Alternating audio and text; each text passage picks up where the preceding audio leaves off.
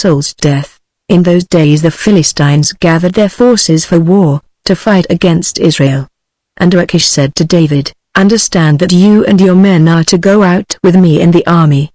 David said to Achish, "Very well, you shall know what your servant can do." And Achish said to David, "Very well, I will make you my bodyguard for life." Now Samuel had died, and all Israel had mourned for him and buried him in Ramah, his own city. And Saul had put the mediums and the necromancers out of the land. The Philistines assembled and came and encamped at Shunem. And Saul gathered all Israel, and they encamped at Gilboa. When Saul saw the army of the Philistines, he was afraid, and his heart trembled greatly. And when Saul inquired of the Lord did not answer him, either by dreams, or by Urim, or by prophets. Then Saul said to his servants, "Seek out for me a woman who is a medium, that I may go to her and inquire of her." And his servants said to him, "Behold, there is a medium at Endor." So Saul disguised himself and put on other garments and went, he and 2 men with him. And they came to the woman by night. And he said, "Divine for me by a spirit and bring up for me whomever I shall name to you." The woman said to him, "Surely you know what Saul has done, how he has cut off the mediums and the necromancers from the land. Why then are you laying a trap for my life to bring about my death?" But Saul swore to her by the Lord, "As the Lord lives, no punishment shall come upon you for this thing." Then the woman said, "Whom shall I bring up for you?" He said, "Bring up Samuel for me." When the woman saw Samuel, she cried out with a loud voice. And the woman said to Saul, "Why have you deceived me? You are Saul." The king said to her, "Do not be afraid. What do you see?" And the woman said to Saul, "I see a god coming up out of the earth." He said to her, "What is his appearance?" And she said, "An old man is coming up, and he is wrapped in a robe." And Saul knew that it was Samuel, and he bowed with his face to the ground and paid homage. Then Samuel said to Saul, "Why have you disturbed me by bringing me up?"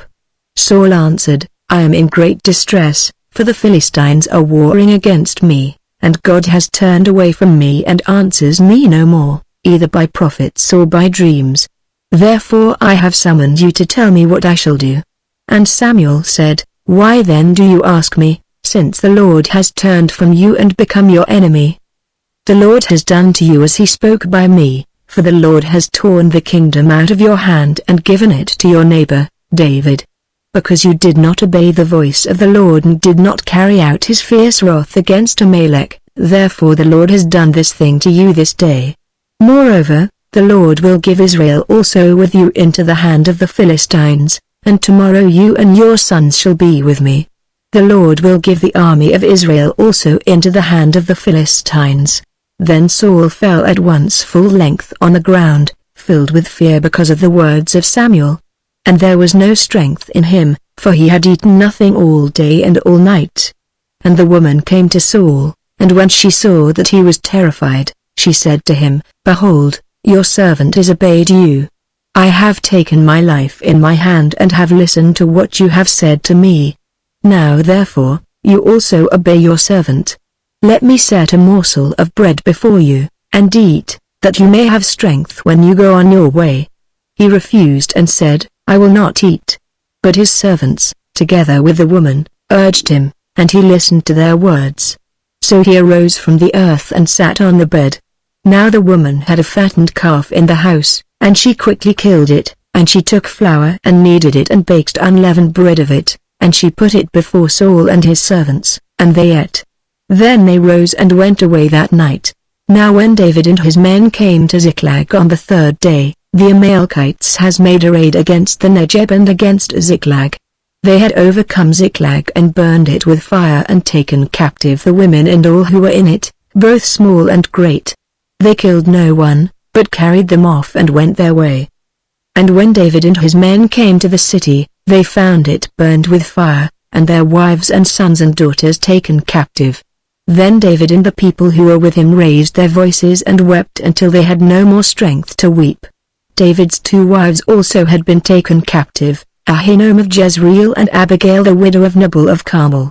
And David was greatly distressed, for the people spoke of stoning him, because all the people were bitter in soul, each for his sons and daughters. But David strengthened himself in the Lord his God. And David said to Abiathar the priest, the son of Ahimelech, bring me the ephod. So Abiathar brought the ephod to David. And David inquired of the Lord, shall I pursue after this band? Shall I overtake them? He answered him, pursue, for you shall surely overtake and shall surely rescue. So David set out, and the 600 men who were with him, and they came to the brooks Bizerah, where those who were left behind stayed. But David pursued, he and 400 men. 200 stayed behind, who were too exhausted to cross the brooks Bizerah. They found an Egyptian in the open country and brought him to David. And they gave him bread and he ate. They gave him water to drink, and they gave him a piece of a cake of figs and 2 clusters of raisins. And when he had eaten, his spirit revived, for he had not eaten bread or drunk water for 3 days and 3 nights. And David said to him, to whom do you belong? And where are you from?